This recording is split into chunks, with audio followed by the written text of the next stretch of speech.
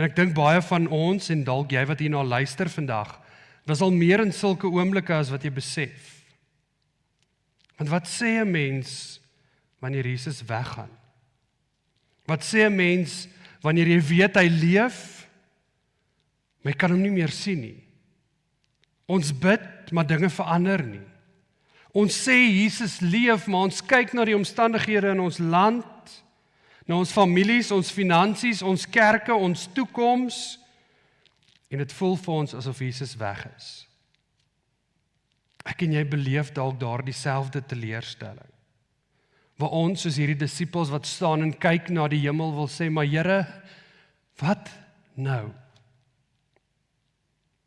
Dit klink soos daardie Emmausgangers wat gesê het, ons het gehoop. Ons het gehoop teen hierdie tyd sou dinge beter raak. Ons het gehoop die behandeling sou werk. Ons het gehoop die besigheid sou weer optel. Ons het gehoop my lewe sou al baie verder gewees het as wat dit is. Ons het gehoop. Maar nou is jy op 'n plek dalk in jou lewe waar jy soos hierdie disippels sê, maar Here, wat nou? Ons is in daardie tussenin plek.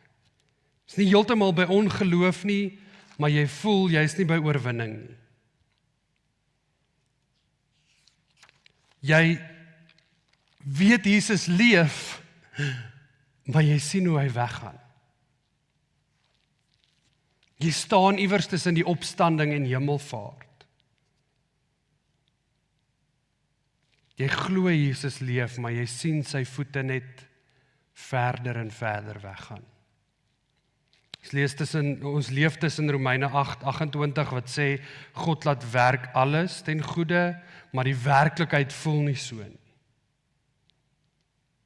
Daardie tussenin plek waar ek en jy ook soos die disippels maar net staar na die negatiewe goed, die probleme, die vrese. Ons weet Jesus leef, maar ek weet nie wat om te doen nie. Dan is daar baie eerlike gebed in die woord, die gebed wat ek dink ek en jy dalk vandag, as ons dink aan hemelvaart moet bid, waar 'n pa vir Jesus sê, hy sê vir Jesus, ek glo.